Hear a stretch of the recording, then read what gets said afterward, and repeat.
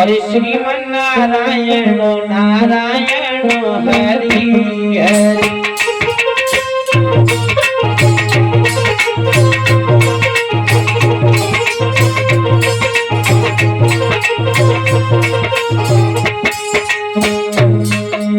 हमेशा नारद जी के मुंह पे बैठे कई चीज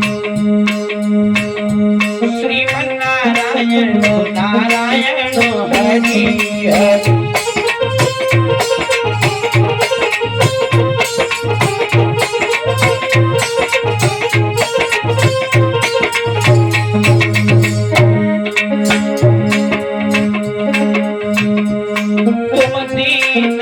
दयाल कहावत फिर काय नंदन सदिखावत।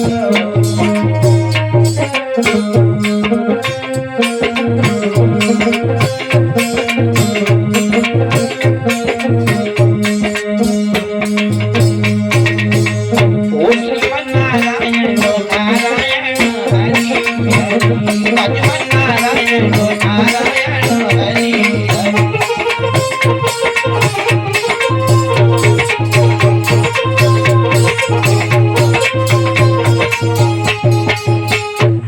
परीक्षित महाराज देव ऋषि नारायण नारायण कहते हुए पहुंचे क्षीर सागर में।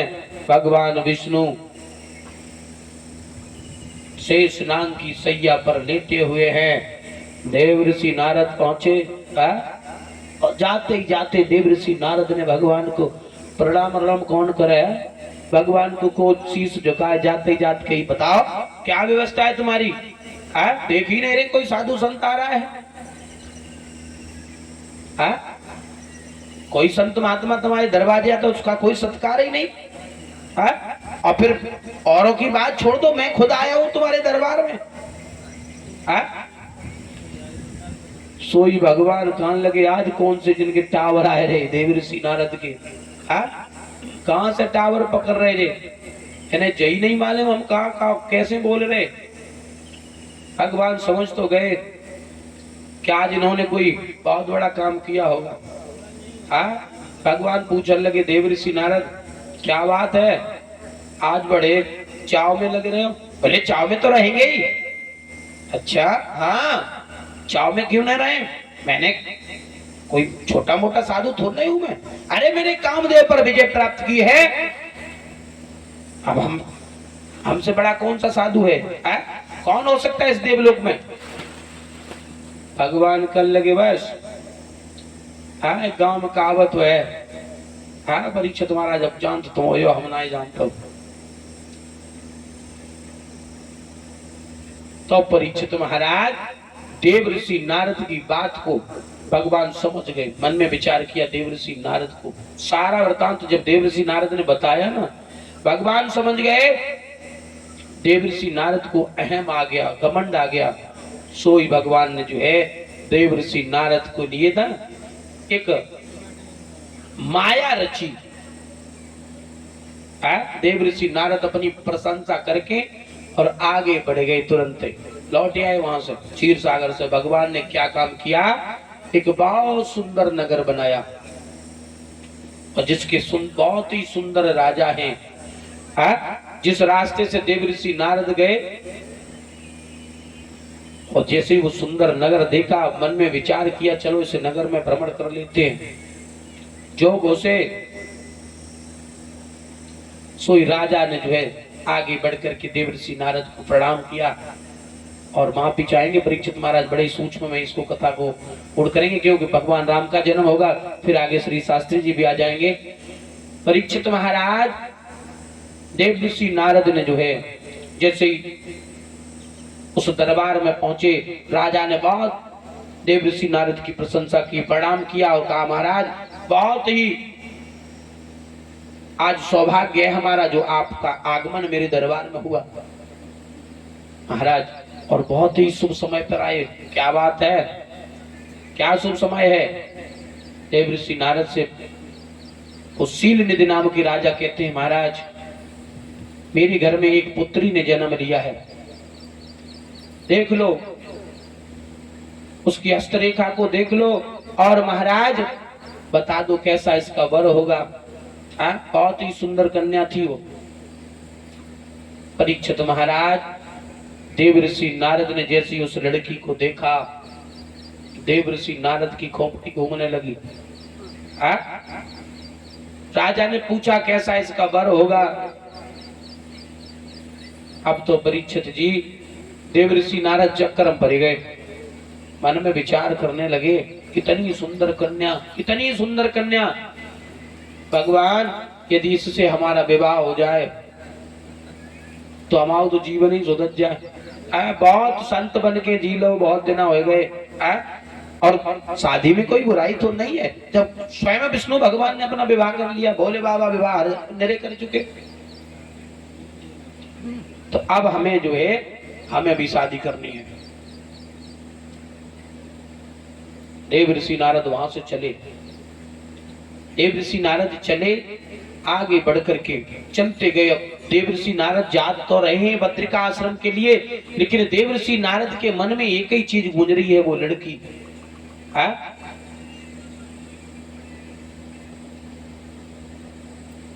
आगे बढ़ते गए देवर्षि नारद, और जाकर के देवर्षि नारद ने मन में विचार किया, चलो भगवान से जो है ना बहुत सुंदर रूप मांगेंगे, और सुंदर रूप मांग करके, और जब मैं दिखने में सुंदर रहूंगा तो ये कन्या जो है मेरी गली में वरमाला अवश्य डालेगी। इधर महाराज स्वयंवर की तैयारी हो रही है शीलनिधि के दरबार में। इधर देवर्षि नारद पहुंचे कहा, विष्णु जी के पास। और विष्णु जी के पास जाकर के कहा, प्रभु मुझे एक वरदान चाहिए। बोले क्या चाहिए? बोले हमें सुंदर बनाए दो, सुंदर बनाए दे। भगवान ने की जाओ सुंदर बनाए दो तुम्हें।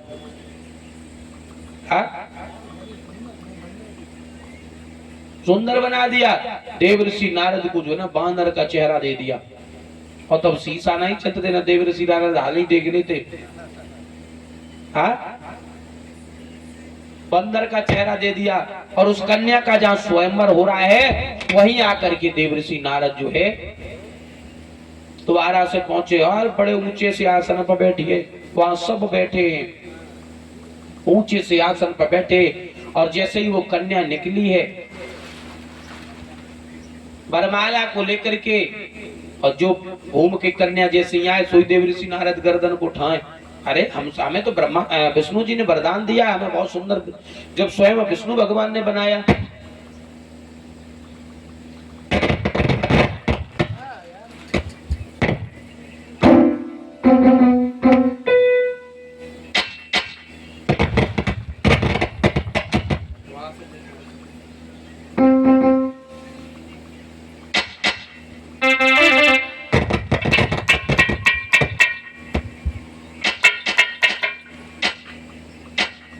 जब हमें स्वयं विष्णु भगवान ने रूप दिया है तो अब इस रूप को कौन फेल कर सकता है। और वो लड़की बढ़ी एक राजकुमार के रूप में, हमारे गोविंद आकर के बैठ गए। जैसे वो लड़की आगे बढ़ी, विष्णु जी के गले में उसने माला डाल दी। देवर्षि नारद छटपटाने लगे, खड़े हो गए, कहने लगे मूर्ख है ये लड़की, जिसने सब राजकुमार को चुना है। अरे मेरे से सुंदर इस संसार में कोई नहीं, दूसरों पास हम बैठो तो ताली मार के हंसो। परीक्षित महाराज ताली मार के जो हंसो, सो देवर्षि नारद बाबू पे गुर्राने क्या है, क्यों हंस रहा है? पानी कही महाराज तुम सुंदर तो हो। ने कहा सुंदर नहीं, बहुत ही सुंदर हो। अरे जाकर के अपने चेहरा को किसी में देख करके तो आओ। और महाराज जैसे ही आगे बढ़े देवर्षि नारद जल में जैसे ही मुख को देखा क्रोधित हो गए, क्रोधित हो गए। और जैसे ही क्रोधित हुए भगवान को श्राप देने लगे, भगवान को श्राप देने लगे कि जिस स्त्री के चक्कर में तुमने मुझे बानर का रूप दिया, जाओ उसी स्त्री के वियोग में तुम वन वन भटकोगे इस धरा धाम पर आकर के। और हमें बानर का रूप दिया है, यही बानर एक दिन तुम्हारी सहायता करने के लिए, और इन्हीं बानरों की तुम्हें जो है सहायता मिलेगी, और तभी आपको जो है आपकी पत्नी से मिलाएंगे। परीक्षित महाराज जैसे ही श्राप दो, सोई भगवान ने अपनी माया को समेटा। जैसी माया को समेटा, अब ना कोई वंशशील निधि नाम को राजा, न विश्वमोहिनी, कोई नहीं। देवऋषि नारद खड़े। देवऋषि नारद दोनों हाथों को जोड़ करके भगवान के पैरों में पड़ गए। प्रभु, मैं समझ नहीं पाया आपकी लीला को, हमें क्षमा कर दे, मैंने आपको श्राप दे दिया। भगवान कहने लगे, नारद ये तो होना ही था। तो महाराज दूसरा कारण, परीक्षित महाराज, विद्वानों ने बताया कि दूसरा कारण जो है, भगवान को देवऋषि नारद ने श्राप दिया था, इस धराधाम पर आने का दूसरा कारण है ये। तीसरा है, जालंधर की पत्नी ने भगवान को भी श्राप दिया था। एक बार भगवान को पत्थर का बना दिया। जालंधर नाम का एक दैत्य था, बड़ा ही बलशाली था, देवताओं का जीना हराम कर रखा था। और वो खुद के ऊपर नहीं बलवान था, उसकी जो पत्नी थी, जिसका नाम था विंद्रा,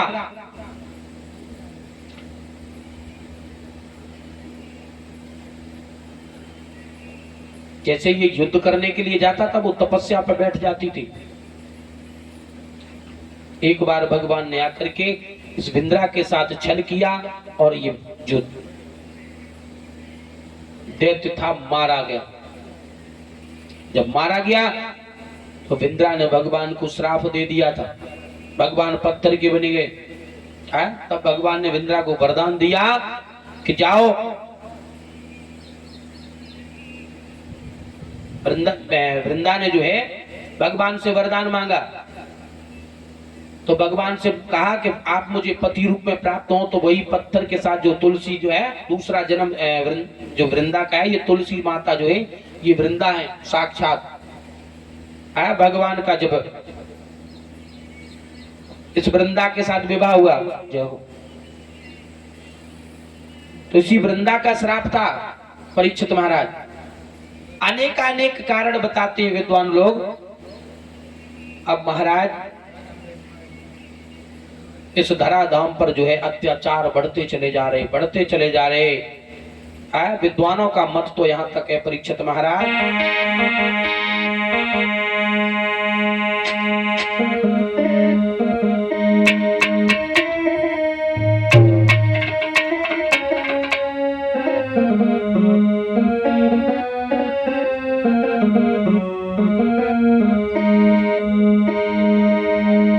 अरे बाढ़े खल बहु और चोर जुआरी, इस धराधाम पर बहुत बड़ा अत्याचार होने लगा कि बाढ़े खल बहु और चोर जुआरी, और ये लंपट पर धन पर नारी।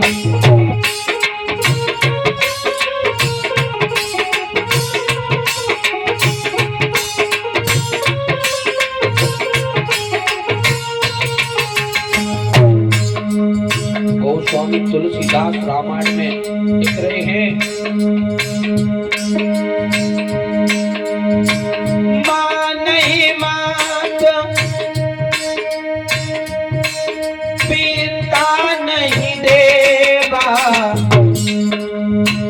साधुन से करो बाबा की सेवा।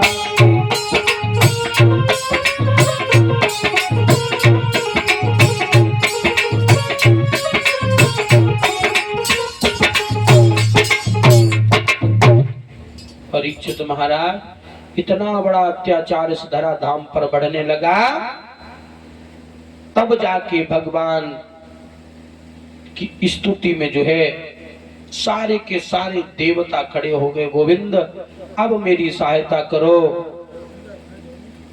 वही समय था, मच गया इस जग में हाहाकार। मंदिरों को तोड़वा करके मधुशाला खुलवा दिए गए, संत महात्माओं के सर फूटने लगे, बड़ा अत्याचार होने लगा। अब देवताओं से ये बर्दाश्त नहीं हो रहा है। सब देवताओं ने इकट्ठे होकर के एक समूह बनाया, कहने लगे भैया अब इस धरा धाम पर जीना दुश्वार हो गया है।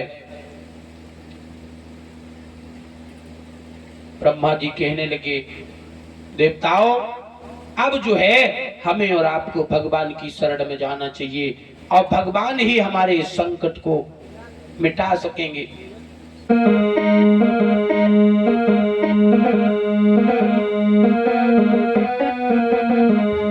अरे हरि सहर सकते हैं पीड़ा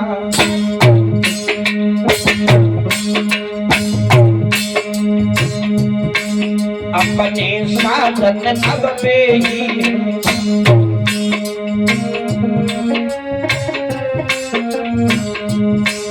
निर्बल के बल निर्गुण के गुण, निर्बल के बल निर्गुण के गुण।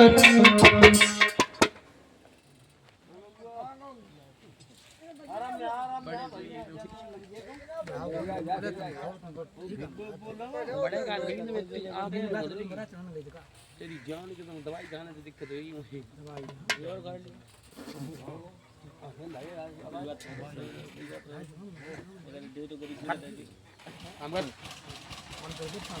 तो क्या करो वही चाहिए।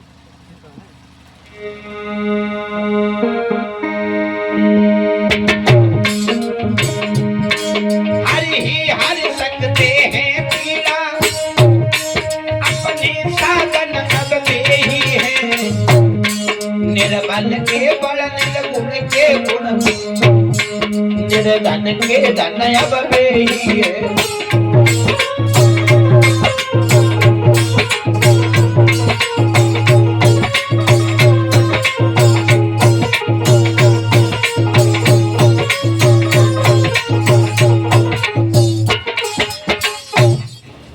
परीक्षित महाराज देवताओं में जो है खलबली मचने लगी, कहने लगे अब भगवान के सिवा हमारी मदद इस संसार में कोई नहीं करने वाला है।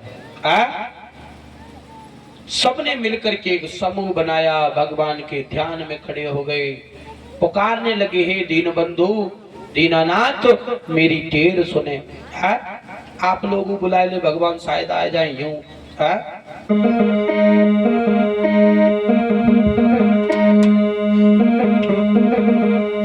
अरे तेरा सुने हितकारी,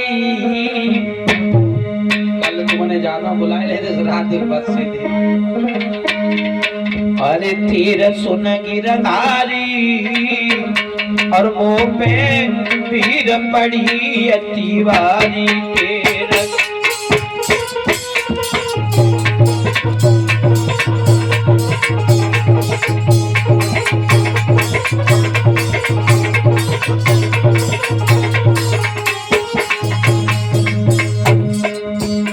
सब देवता एकत्रित होकर के भगवान का ध्यान करने लगे। गोविंद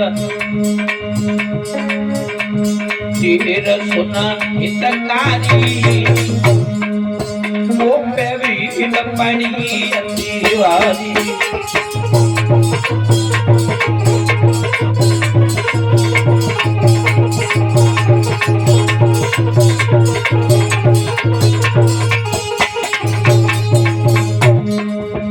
अरे सुखदायक जन श्री भगवंता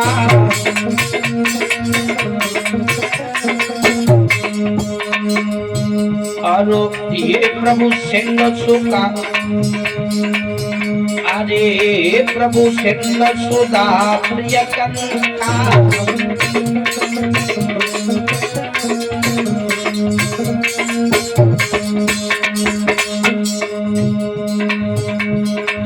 जय हो असुरारी,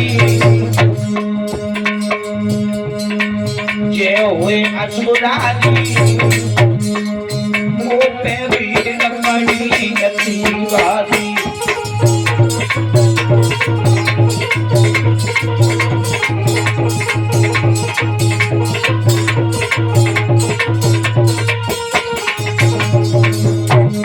तेरे सुना हितकारी वो पे भीड़ पड़ी अतिवारी।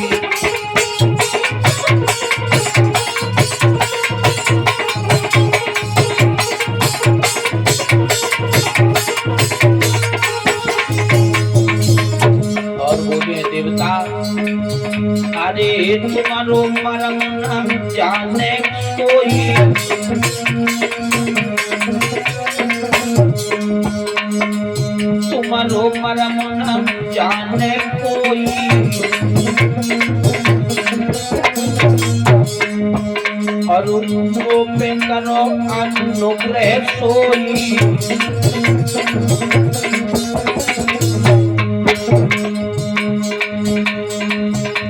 के जय हुए असुरारी अरे जय हुए असुरारी अरु को पे वीर पड़ी दीवारी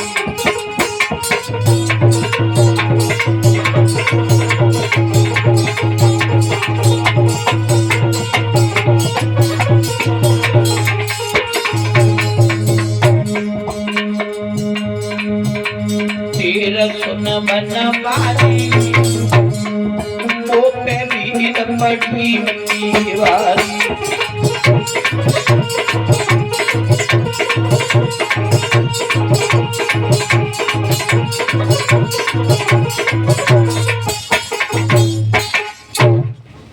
देवता टेरने लगे हे गोविंद परम पिता एक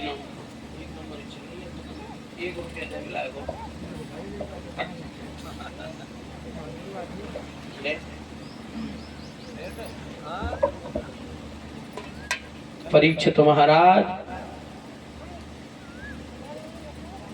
सभी देवता खड़े हैं भगवान का ध्यान करते हैं और जब भगवान का ध्यान मन से करो जा परीक्षित जी तो भगवान कहीं भी किसी वक्त आ सकते हैं लेकिन करियो मन से ऐसो नहीं कि मन में राम और बगल में ईंटे और मिल जाए राम धमके दे ईंटे ऐसे करियो तो भगवान ना मिलने वाले। अरे भगवान तो हमारे तुम्हारे पास ही है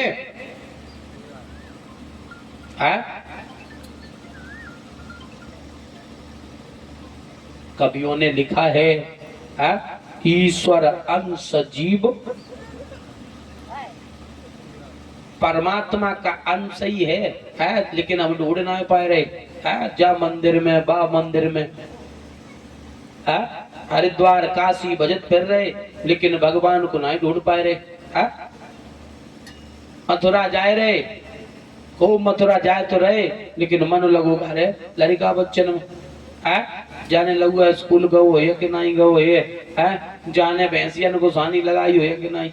परीक्षित तुम्हारा दो भैया रहे दो भैया एक पैसा वालों रहे एक गरीब रहे बड़े ने कही भैया चल वृंदावन चले प्यारी जी के दर्शन करें और दर्शन करके तब आइए पानी की भैया क्या करें चले तो जाते ने पैसों का जो कमी है और भैया आलू उठाड़े 10 बीघा बादर जो रोज आ जा तो मधके अगर जो हम वृंदावन चले गए तो आलू जी सब खराब हो जी मैंने कही आलू तो मेरे उठाड़े ज्यादा मोह माया मत पड़ो ज्यादा मोह माया में पड़ेगा तो ऐसा ही रहेगा। अरे कम से कम तीर्थ तो कर ले भगवान के नाम पे कंजूसी बाने की भैया तुम चले जाओ हम भगवान को नाम कैसे जब नहीं बताओ हम जाइए तो जी आलू सब खराब हो जी मैंने कही तू तो बनाए बोल रहे तू जा चाहे ना जा हम तो जाइए लेकिन तुम चले जाओ लेकिन हम नहीं जा पाए। हाँ आलू नौ के ठाड़े रहते सभी का छोटो वालों तो घरे रहिए बेपने पैसा के गर्रा में बैठे गाड़ी में सीधे मथुरा लगे जाए। और परीक्षित महाराज इतनी जोड़ में अंधेरिया गे रखी इतनी जोड़ में अंधेरिया गे रखी कि हाथे हाथों न दिखाई दे बादर पे बादर चटके। अब घरे रहे बुझक मन में विचार करने लगू कि जे खराब तो यही है जे आलू ने मऊ जो खून पकाए लो जे आलू ना होते तो आज भैया की नहीं हम वृंदावन घूमत होते बिहारी जी के दर्शन करते होते है। वो आलू तो रखाए है लेकिन अब को ध्यान कहाँ है वृंदावन में। और भैया ने जो कारी पीरी आंधी और बादर देखे अब्बा के मन में संकाड़ो भाओ अबू जकाए हाय राम अच्छे मथुरा आई है। अगर जो घरे होते तो लोड़ा बिटियन लगाए के आलू खुदवाए लेते जो बादर इतना भयानक भयानक है ठाड़ो तो बिहारी जी के मंदिर में बिहारी जी अच्छो तुम्हारे दरबार में आए मेरे सब आलू खराब हुए हुए। तो परीक्षित महाराज मथुरा वृंदावन जाने से कुछ नहीं होगा मथुरा वृंदावन खूब जाए रहे हैं, वैष्णो देवी जाए रहे पेल के, और घर में अम्मा कक्का भूखन मर रहे। हाँ? घर में अम्मा कक्का भूखे पड़े और बेकार कर रहे हैं। बड़े बड़े होटल में रुकत जाए, बढ़िया बढ़िया खाए रहे, अम्मा दादा घरे भूखन मर रहे। मथुरा जाने से कहा है? भगवान भी कहता है अम्बे माँ के भवन जू, और रोज बोलन लगत भैया बहादुर पटिए जनता हो ये 100 किलोमीटर से भूकंप आए रो। हाँ रुक जा भैया, अलर्ट जारी है 10 दिन तक। 10 दिन तक हवाएं बहुत तेज, पानी भी आ सकता, कल कहीं कहीं ओले भी गिरे। या तो हनुमान जी की कृपा है जो। हाँ बोलिए गोविंद भगवान की। परीक्षित महाराज भगवान भी कहता है